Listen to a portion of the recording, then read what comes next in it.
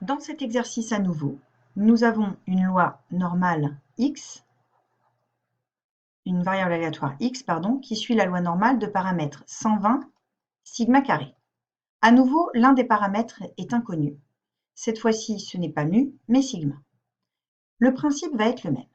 On se ramène à z égale à x moins 120 sur sigma, qui d'après le cours suit une loi normale de paramètres n01. Ainsi, si nous cherchons la probabilité que x soit inférieur à 100 égale à 0,05, c'est équivalent à dire que la probabilité que z soit inférieur à 100 moins 120, c'est-à-dire moins 20 sur sigma, est égale à 0,05. En utilisant dans la calculatrice distrib la fonction inverse normale, nous cherchons une R de 0,05 pour des paramètres d'une loi normale standard, 0,1.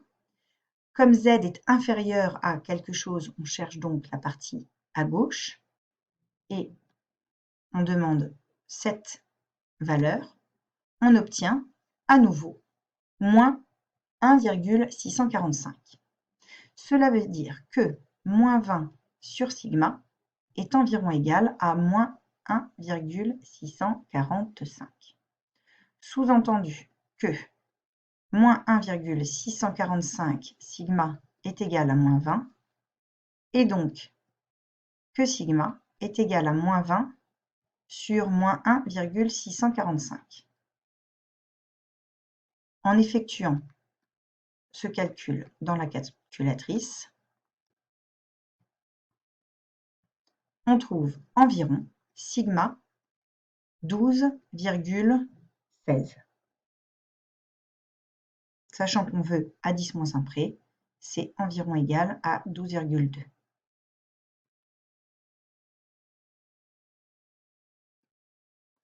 Deuxième partie, on veut que cette fois-ci, la probabilité que x soit supérieur à 140 soit égale à 0,5. C'est équivalent à avoir la probabilité que z soit supérieur à 140 moins 120, c'est-à-dire 20 sur sigma, égale à 0,05. En utilisant la partie distrib inverse normale de la calculatrice, on veut toujours une R égale à 0,05 pour une loi standard puisqu'il s'agit de Z qui suit la loi N01. Et cette fois-ci, on veut la probabilité que Z soit supérieur à quelque chose. Il s'agit donc de la partie droite.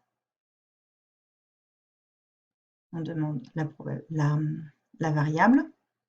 On obtient 1,645 à nouveau, c'est-à-dire que le 20 sur sigma est environ égal à 1 sur 645. Le calcul étant le même que précédemment, on trouve à nouveau que sigma est environ égal à 12,2 à 10 moins 1 près. Pouvions-nous prévoir cette propriété? En effet, 120 étant la moyenne, il s'agit de mu. Nous avons vu que là, nous sommes à 100 inférieur à 100 et là, supérieur à 140.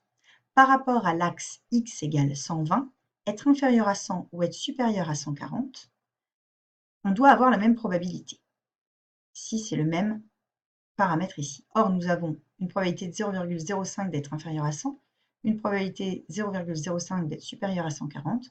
Ça veut dire que sur la courbe, ces deux probabilités sont symétriques l'une de l'autre. Donc, nous avons le même paramètre, sigma, égal à 12,2 à 10 moins 1 près.